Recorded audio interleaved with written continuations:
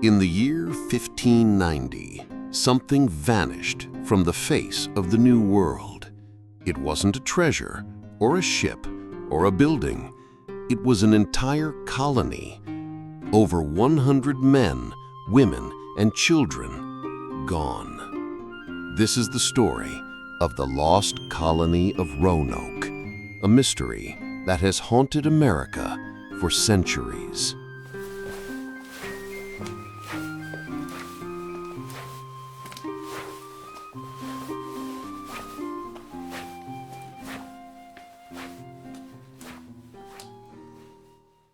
England in the late 16th century was a nation on the rise.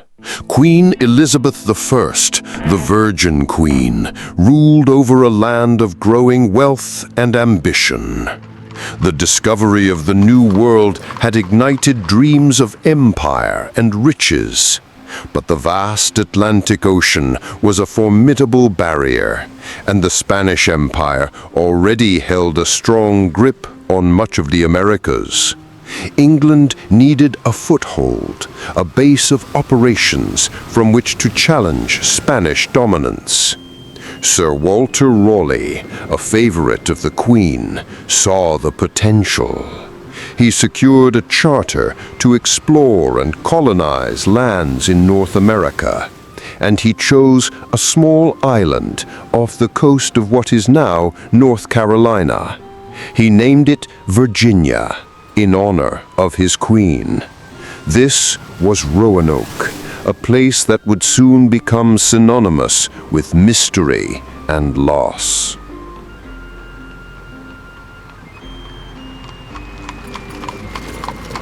Governor John White and his company of over 100 men, women, and children finally set foot on Roanoke Island.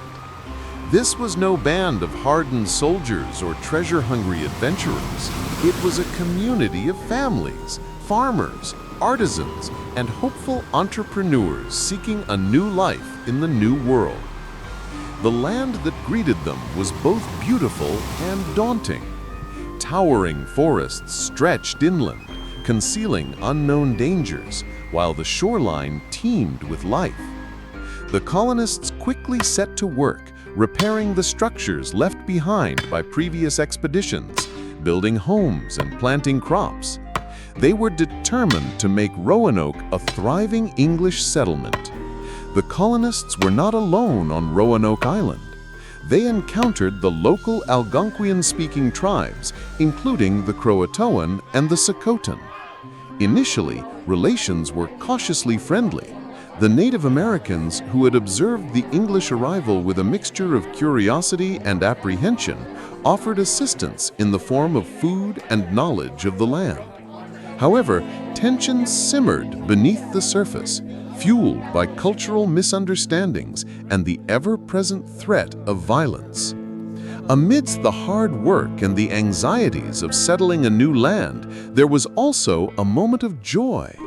On August 18th, 1587, Eleanor Dare, the governor's daughter, gave birth to a baby girl. She was named Virginia, the first English child born in America, and her arrival was seen as a symbol of hope for the colony's future. For a brief time, Roanoke felt like a true home, a place where dreams could take root and flourish. But the seeds of its destruction were already being sown. The initial promise of Roanoke soon faced a harsh reality. The colony was running low on essential supplies. With winter approaching, Governor John White knew he had no choice but to return to England for reinforcements and provisions. Reluctantly, he bid farewell to his daughter, his granddaughter Virginia Dare, and the rest of the colonists.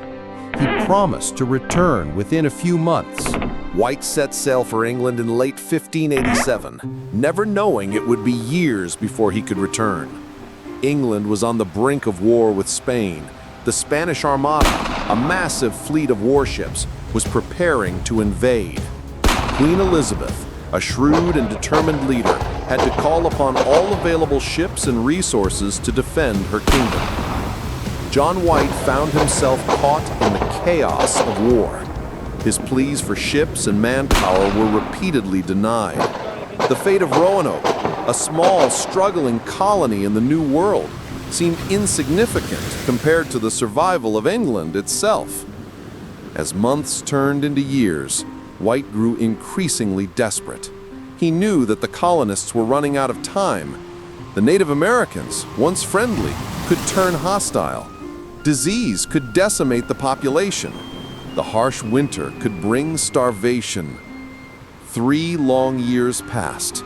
Finally, in 1590, with the threat of the Armada diminished, White secured passage back to Roanoke. But what awaited him was not the thriving colony he had left behind, but a chilling silence and a mystery that would endure for centuries. August 18th, 1590. 3 years after his departure, John White finally returned to Roanoke Island. But the familiar shoreline that once greeted him now held an unsettling silence. As his ship approached the settlement, he noticed something was terribly wrong. The English flag, which he had instructed the colonists to raise as a signal, was nowhere to be seen. He and his crew cautiously disembarked, their hearts pounding with anticipation and dread. What they found was not a bustling village, but an empty shell. The homes stood silent and deserted, their doors creaking in the wind. The gardens were overgrown with weeds, the crops untended. It was as if time itself had stopped. There was no sign of life, no laughter, no children playing, no barking dogs, only an eerie, unsettling silence. White and his men searched frantically for any sign of the colonists. They called out their names, but only the echo of their own voices answered.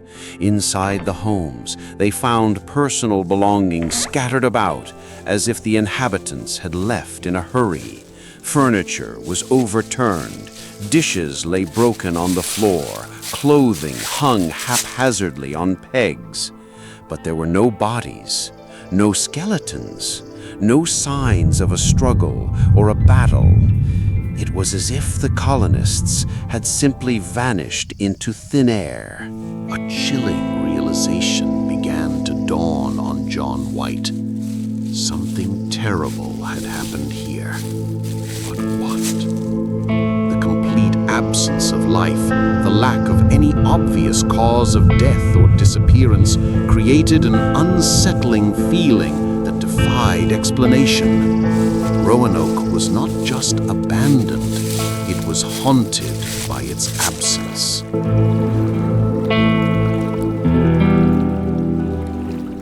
Amidst the unsettling emptiness of Roanoke, John White discovered 2 cryptic clues. The first was the word CRO carved into a tree, and the second, more significantly, was the full word Croatoan carved into a post of the palisade that surrounded the settlement.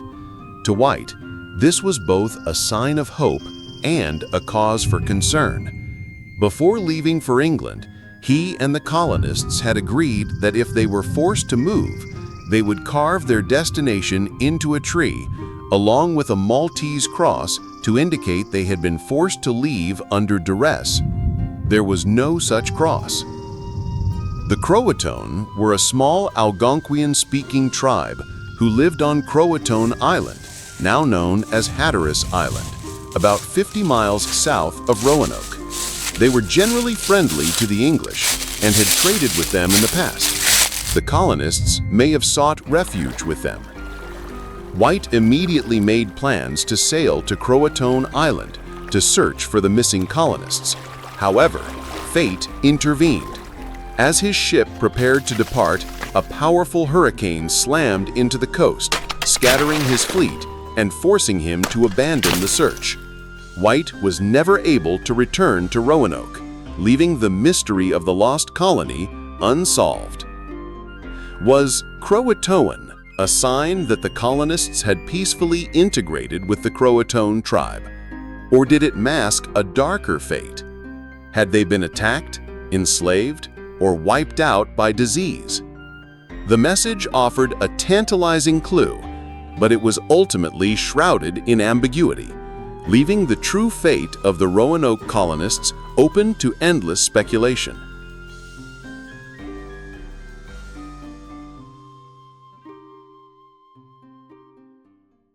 For over 4 centuries, the fate of the lost colony of Roanoke has remained one of America's most enduring mysteries.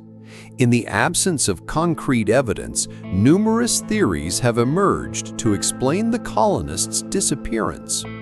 Each theory has its proponents and its detractors, and none can definitively One of the claim most to be popular the theories true is answer. that the colonists assimilated into Native American tribes, particularly the Croatoan. Perhaps they sought refuge with friendly tribes, intermarried, and gradually lost their English identity.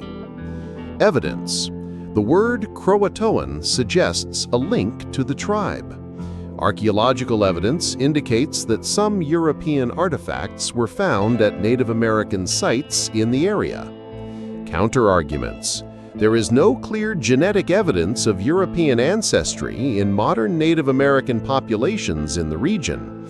And even if they assimilated, why did they leave no written records or distinctive cultural markers? Conflict with Native Americans. A more violent theory suggests that the colonists were attacked and killed by hostile Native American tribes, possibly in retaliation for earlier conflicts. Evidence. Relations between the English and some Native American tribes were often strained. The colonists may have been vulnerable due to their limited numbers and isolated location. Counter-arguments. There were no signs of a battle or massacre at the Roanoke settlement. Other tribes were friendly towards the colonists. Disease and starvation. The colonists may have succumbed to disease or starvation, particularly during a harsh winter. They were ill-prepared for the challenges of survival in the New World. Evidence. Disease was rampant in the 16th century. The colony lacked proper medical supplies and faced food shortages. Counter-arguments. There is no evidence of a mass grave or any indication of a widespread epidemic. Why would the colonists not have left behind some record of their suffering? Shipwreck and storm. The colonists may have attempted to sail back to England on their own, only to be caught in a storm and shipwrecked at sea. Evidence. The Atlantic Ocean was a treacherous place. Many ships were lost to storms and pirates. Counter-arguments. There is no evidence of a shipwreck in the area. It seems unlikely that the entire colony would have embarked on such a risky venture without proper planning or supplies. The Lost Tribes Theory. The colonists were abducted by aliens and experimented on. Evidence. Stories of the missing colony have been told for over 400 years. Counter-arguments. Lack of alien intervention or records of intergalactic travel in that time. Ultimately, the fate of the lost colony of Roanoke remains a mystery. The evidence is fragmented, the clues are ambiguous, and the theories are numerous. Perhaps the truth lies in a combination of these factors, or perhaps it remains buried beneath the sands of time, forever beyond our grasp. The mystery continues to fascinate historians, archaeologists, and anyone who has ever wondered about the human capacity for survival and the enduring power of the unknown. Centuries have passed since John White returned to find Roanoke deserted. Yet the fate of the lost colony continues to haunt our imaginations. It serves as a stark reminder of the fragility of human endeavors, the ever-present dangers of the unknown, and the enduring power of history's deepest secrets. Was it conflict, disease, assimilation, or a combination of unimaginable circumstances that led to the colony's demise? Did the colonists find a new life among the native tribes, or did they meet a more tragic end? The answers, like ghosts in the fog, remain elusive, whispering just beyond our reach. But perhaps, one day, a new discovery will shed light on the mystery. Perhaps a hidden artifact, a long-lost document, or a groundbreaking archaeological find will finally reveal the truth about what happened on Roanoke Island. Until then, the story of the lost colony will continue to captivate, inspire, and remind us of the enduring power of history's most haunting mysteries. Thank you for watching. If you enjoyed this journey into the past, be sure to subscribe and hit the notification bell so you don't miss our next exploration of history's greatest mysteries. Let me know in the comments which North or South American mystery you'd like me to uncover next.